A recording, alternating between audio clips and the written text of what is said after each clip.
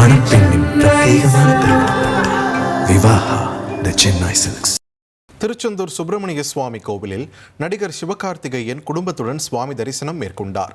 தொடர்ந்து செய்தியாளர்களிடம் பேசிய அவர் தனது அடுத்த படம் குறித்து விரைவில் அறிவிப்பு வெளியாகும் என்றார்.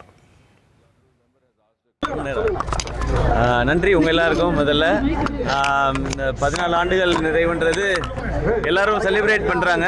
பட் ஒவ்வொரு வருஷம் கூடும் பொழுதும் பொறுப்பு தான் அதிகமாகிட்டு இருக்கு. இன்னும் நல்லா பண்ணணும்னு தோணிகிட்டே இருக்கு. எல்லார் அன்புக்கும் ரொம்ப ரொம்ப நன்றி. இந்த 14 ஆண்டு சினிமா வாழ்க்கை எப்படி பார்த்தீங்க?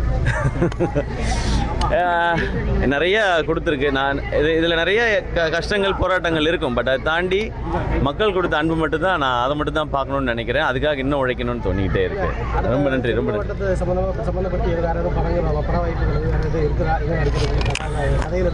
அடுத்து ஒரு படம் இப்போ எல்லாமே லாக் பண்ணிட்டோம். கண்டென்ட் டைரக்டர் எல்லாமே, ப்ரொடியூசர் எல்லாமே.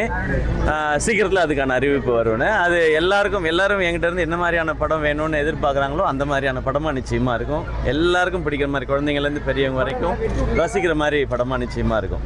நன்றி நன்றி நன்றி நன்றி. Thank you thank you thank you. சீக்கிரம் வருவேன். நன்றி.